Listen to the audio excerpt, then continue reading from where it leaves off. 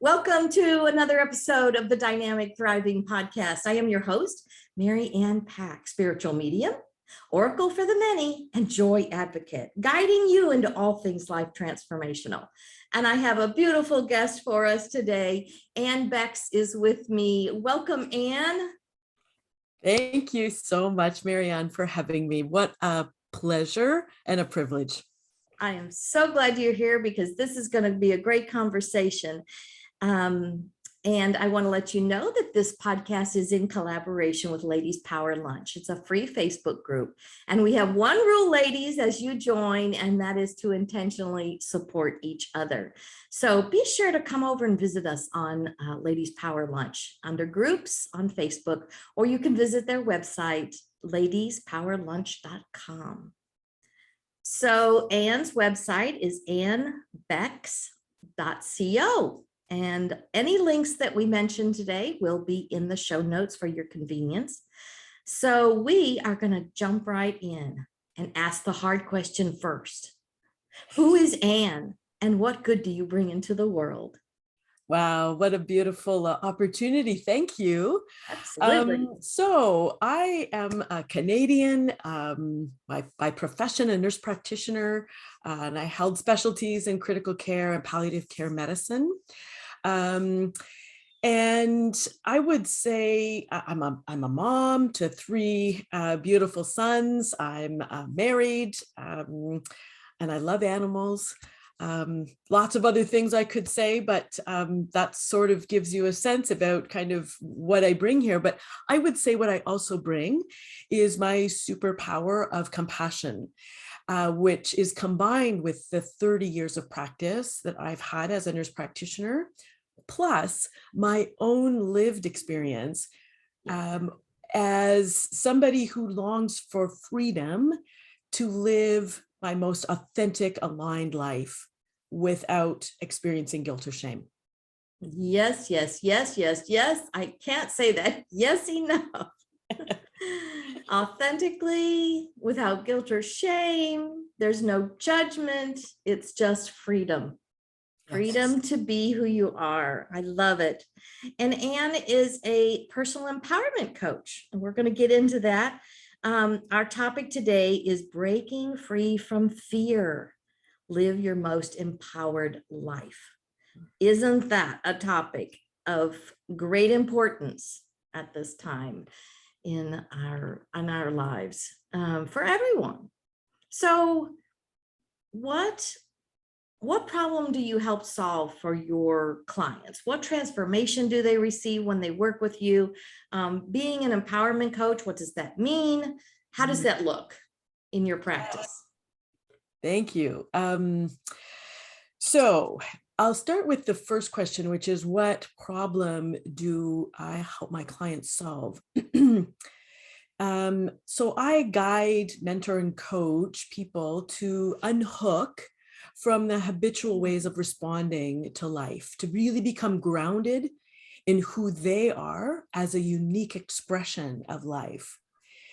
My clients learn to experience life as joyful freedom, I would say, as an adventure, rather than one that is filled with repeating cycles of familiar stress, exhaustion, overwhelm.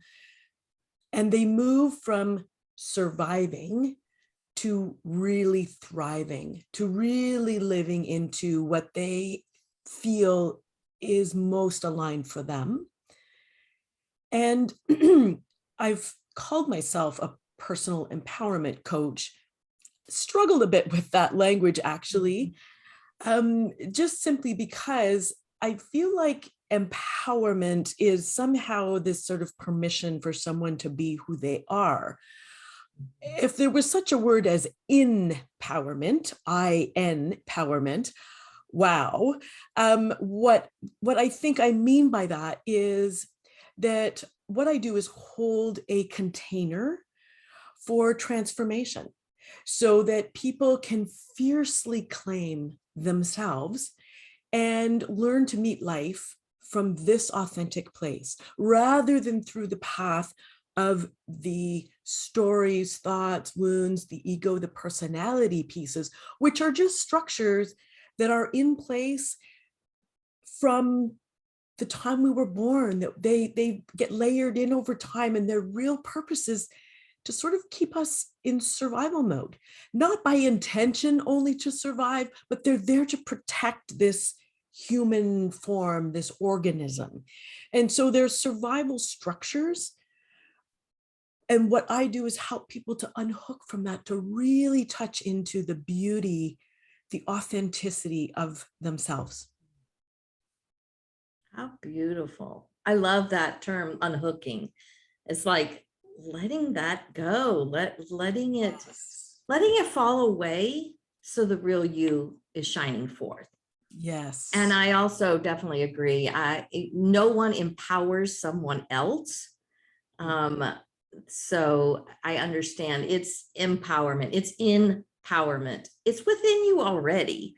You have it. It's just kind of been cloistered in this cover of our survival. Yes. Which had to be there to keep us safe up to this point. And now we can see beyond that. We don't need that extraneous covering to shine and glow and be empowered and live the life we're meant to live. Yeah, absolutely. So totally agree. And it really is about touching into and refamiliarizing ourselves with who we are, because this part of us has always been here. It's always been here from the time we took our first breath until it will be here present until we take our last breath. And it's really uncovering, allowing us to really get refamiliarized with this part of ourselves that is this most authentic being. And that's from there is where the nudges to grow come from, because I also believe that we're hardwired to thrive. We're hardwired to grow. And that's where these nudges come from, is from this place. And there's something more, which often has us going into search mode, right? Looking for, well, what's the thing that can really help me to satisfy this urge? And I think we'll probably end up talking a little bit more about that as we go along. Right. Yeah. And that, to me, that living who we are is our inner being calling that forth from us, because that's authentically who we are. Yes. And, so we hear that nudge, we feel that nudge, we hear that calling. And that's why we have such a desire to be happy, to live in joy, to be at peace, to shine forth, because our inner being is constantly saying, come over here, do it this way. Come forward. You don't have to cover it with fear. You don't have to have all these survival modes anymore. Yes. Your glow, who you are is your protection, is your thriving, is your birthright. I believe it's your birthright, because I believe we are here to experience as much joy as possible. And that is our purpose. And there will be growth because of that. That's the outcome. Yeah.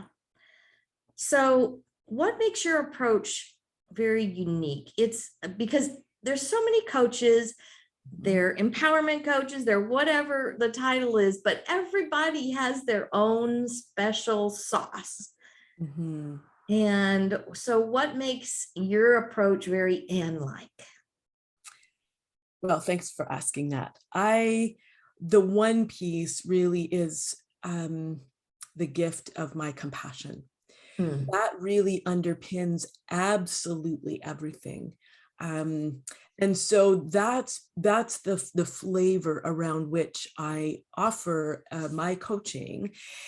And I would say, just to give a little bit of background, is the clients that I serve are people like me too, who have done all of the personal growth courses, read the books, watched the TED Talks, have tried so many things, as I mentioned, alerted to this sort of searching to try to find ease and freedom in life. And addition to that, all of them have been through therapy, psychotherapy in the forms of cognitive behavioral therapy or dialectical behavioral therapy, which are common strategies that are used in therapy. And the reason that we're doing this search is it's driven by the story that there's a problem that needs to be fixed, that or solved, whether it's a relationship problem, whether it's, oh gosh, I'm not coping well, why can't I cope better? Whether it's related to a trauma that happened in our lives, whether it's related to work or stress, it doesn't matter. We have this story that there's a problem that needs to be solved. And all of these strategies that we reach for and we try on, none of them are wrong. None of them lack value. I've done all of these myself. The question that I would ask and orient us to is, why do we keep seeking? And now some people would respond to that by saying, well, because we're hardwired for growth, of course. And I agree we are. But the real question here is why we're seeking. If we're seeking out of pure joy, the pure joy of learning, beautiful. My contention is that most of us are seeking to solve a problem. There's a clench about it. Okay. And the strategies that we try, although beautiful, and I've learned so much from them, they're limited. And this is where it comes into what makes this different. We're trying to solve this problem through the structures of our personality, our ego, our nervous system structures, all of which have come online and we're hardwired. It isn't that we've created those to get in our way. They are hardwired parts of us. The personality itself is designed to solve problems. Yeah. So when I look at my own journey, which was supported by a mentor, to unhook from the structures, from these structures, and reconnect with my personhood, my authentic self, my deep truth. That is where I found the long-term path to freedom, joy, and clarity, to live my authentic dreams and desires. And that is what my clients desire. So what's different is it's about unhooking from those structures.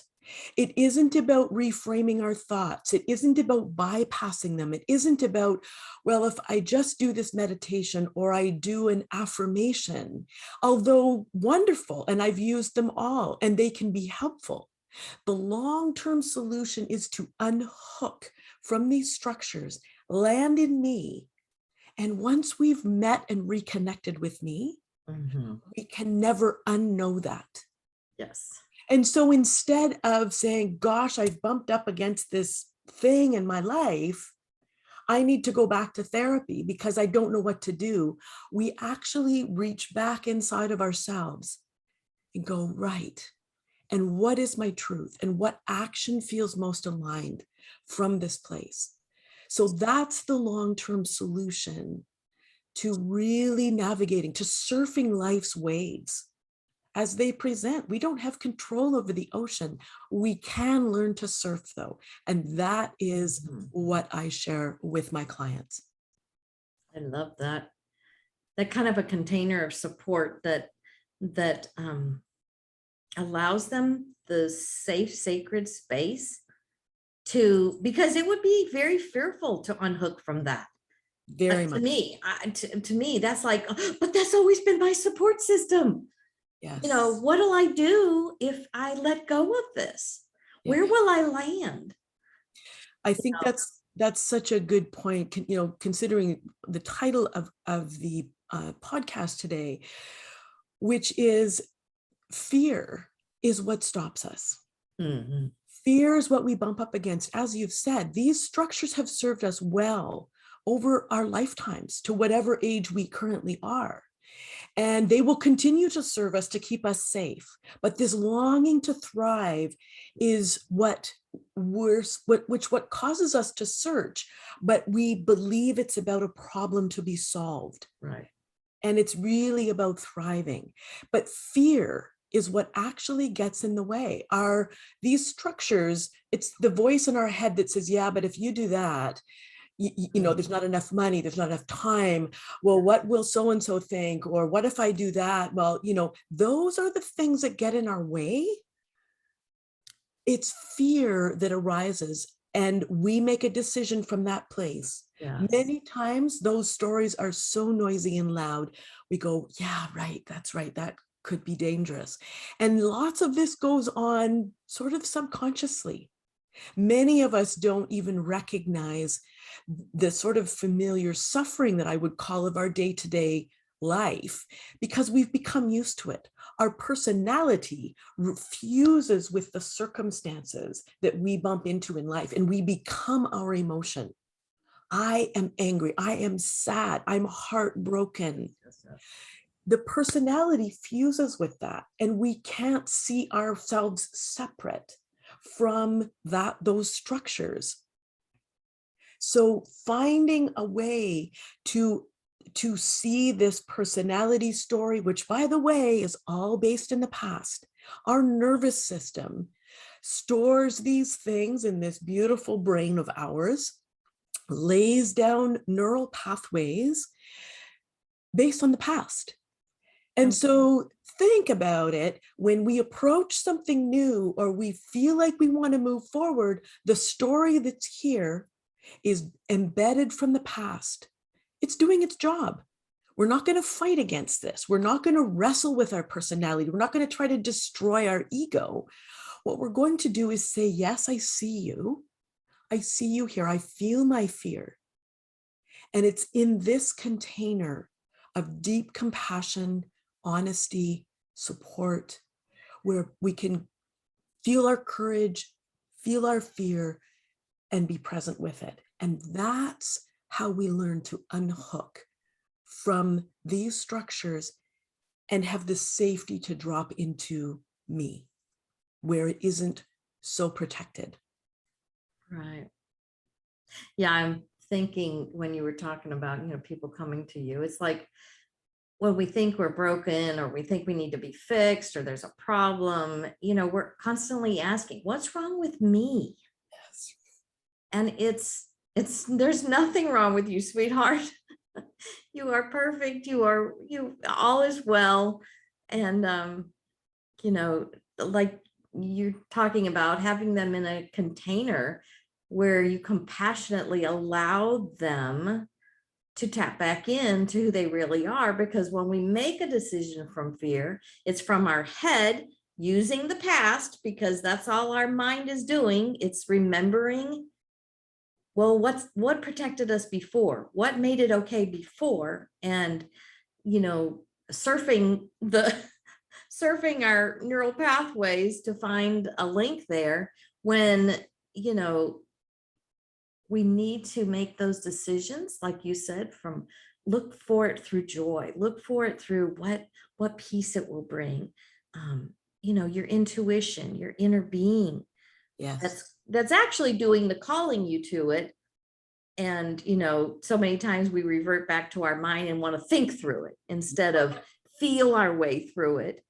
And you also mentioned about the emotions, they're not who we are. We're the observer of those emotions, of those thoughts. You know, our inner being is the one who's observing. Yes. And, you know, that's a tool. I'm sure you give your clients all kinds of tools that then they can take home and practice, because, you know, you're not going to be with them all the time. Exactly. There has to be, you know, things that they can support themselves on their journey. Yes. Because that's the implementation. They're It learning these things, but they have to actually do the work of implementing this new way of being, this thriving. Yes. I love that. Yeah. Yeah. There's certainly an integration process, right? It's learning the new skill Oh, and, you know, using this sort of neurobiology, neuropsychology piece as we use life within the container of the program, we use life and whatever it brings up in order to lay down new neural pathways, Absolutely. new ways. So the old pathway actually starts to what we call atrophy, just like a muscle when you don't use it. These neural pathways get smaller when we don't keep using them, and we build the new pathways into bigger, more accessible, more easily followed. And that's the practice over time and the integration of whatever life throws up in the course of the day, in the course of this container, where we work together to navigate them through the lens of me, of my authentic self, my deep truth. That's beautiful. So I always say that our mess is our message. So what was your mess? Because we always transform through something. As we're called, and I know it's a calling to do this kind of work, because it's heart-centered, it's heartfelt, because there has been a transformation in you. So what was the mess that created why you want to do this work, why you're so called to this? And why is this so important for you to work with clients in this way? Beautiful. What a beautiful question. And I love our mess is our message. It's the truth. So because of course, that's where, as you said, we start from, is in the mess, where we seek a new path. And I would say that there are three main events that were pivotal for me. But first, I'll give you a little bit of background that maybe will provide some context. So I grew up in a very conservative Mennonite religion. There were many rules and a very deep tenet that our own self was not to be our guide. Yes. Self was sinful. This inner compass was not true. Yeah. And I know, Mary Ann, I've spoken that you resonate with that. Absolutely. And that was a very powerful message that had me disconnected from myself at a very early age. Yes. I developed a personality that was defended and protected, very self-sufficient. I tried to control life and its circumstances. I sought to be perfect, and held very unrealistic standards for myself and others. Now, some of these traits, are very celebrated, and certainly in my professional world, they served me well. I became an expert in critical care medicine and then palliative care. I lived driven by hits of feel-good hormones and the ego boost that came from the respect and accolades of colleagues, patients, and families. I married within the church. I had 3 beautiful sons, as I mentioned earlier. Religion was the foundation of my life, even as I was working, which was a whole nother story about how I, went to school and became what I did. But I became increasingly aware that I was deeply disconnected with myself and that I could no longer live that way. So the 3 sort of pivotal places, the mess that really brought me to here. One was where I chose to leave the religion, which meant that I was excommunicated from my family and from my social structure. I also recognized that my marriage was very dysfunctional and it dissolved. So these 2 huge life events took me to both the depths of grief and to the greatest sense of freedom that I had ever experienced. The second point in time was during my work, I had experienced an episode of bullying by my boss, which literally took me to my knees. It was a most distressing experience. And this was my first hint that my values were misaligned within that work environment. And I did a lot of searching, of course, after that. I learned how to, I became a meditation teacher, and I still use those skills yet today. I became a yoga teacher. So I explored many things as a result of that. The third pivotal point was after this work event of bullying, I could not return to that environment. And so I went on to develop another area of expertise in palliative care. And I worked in the same way, driven, perfectionistic. I mean, I was badass at my work. Patients loved me. I was well regarded in my field until I burnt out. Mm. And so these were, three of the most pivotal points, I would say, that really brought me to, from feeling like I needed to fix me somehow. I explored so many things to find more ease, to learn how to cope better with stress, to know me, to fix me. None of these things brought the outcome that I wanted. In fact, as I tried each one, I ended up feeling like, gosh, I must be really broken. Yes, Because they didn't give me what I was looking for. absolutely. And so following my burnout, I connected with a mentor who really helped me to do this unhooking. I still use many of the things I learned in my various experiences, of course.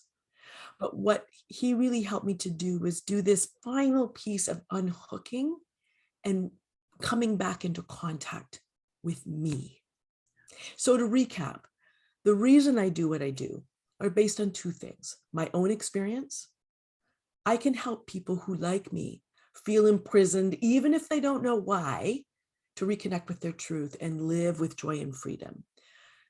And second, my experience of working in critical care and palliative care has provided me with a brutal truth that to live disconnected with ourselves is to ensure a death that is brutally painful. This is a form of suffering that can't be treated with any of the therapies that I had in my toolbox.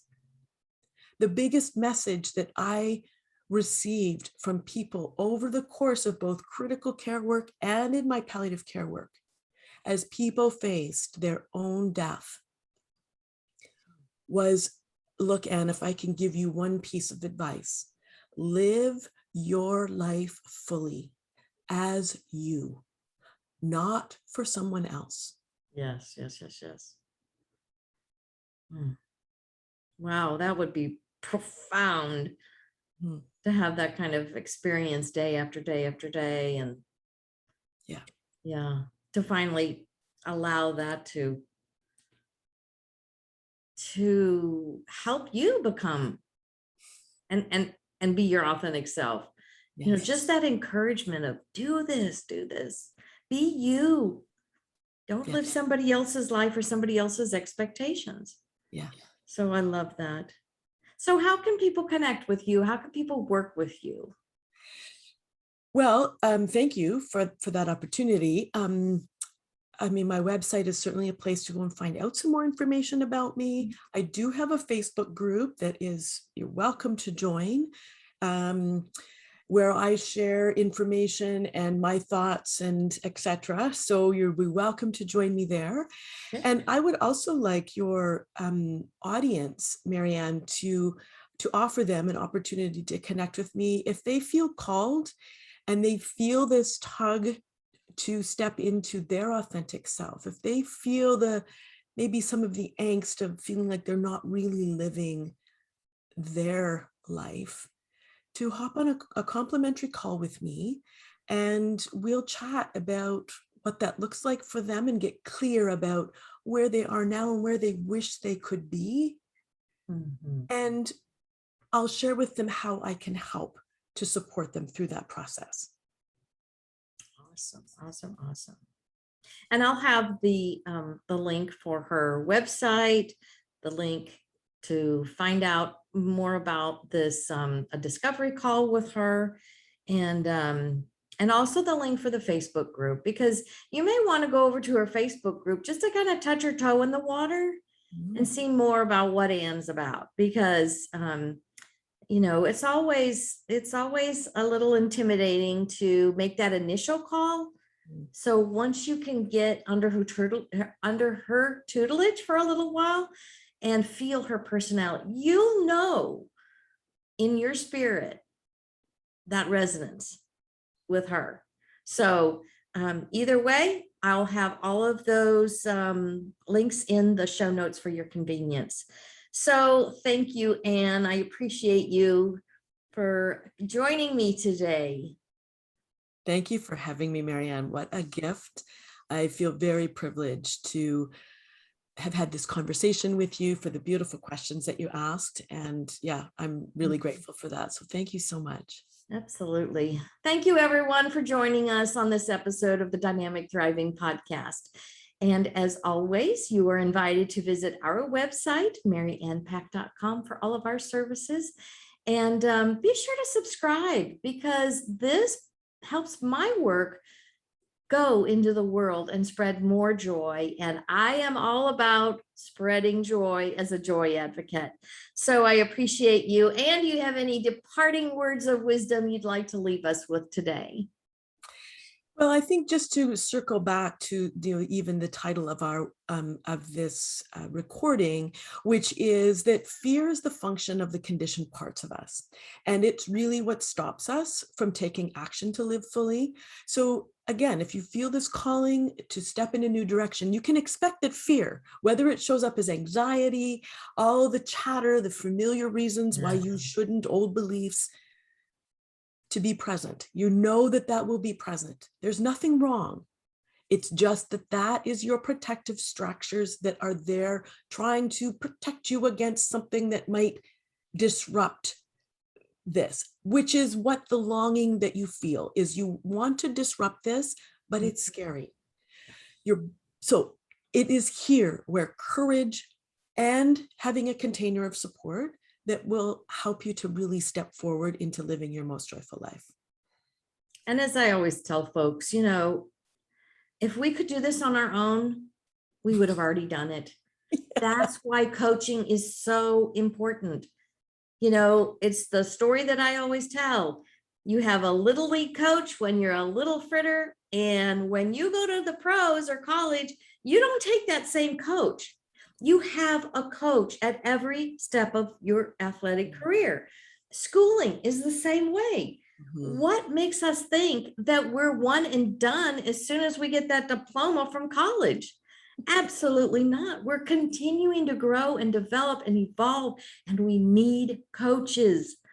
I coach. I am a coach. I still hire coaches. So, and I'm sure, Ann, you also do the same thing. We don't ever stop, because we always are here where we are, and we have goals and we have aspirations, and we see a brighter future that we're wanting to create. So this is how we do it. We work with coaches in containers that support us to integrate more of who we are in our lives. So thank you again, Ann. I appreciate you. Thank you so much, Marianne. It was such a pleasure. Absolutely. And remember, everyone, you are joy looking for a way to express.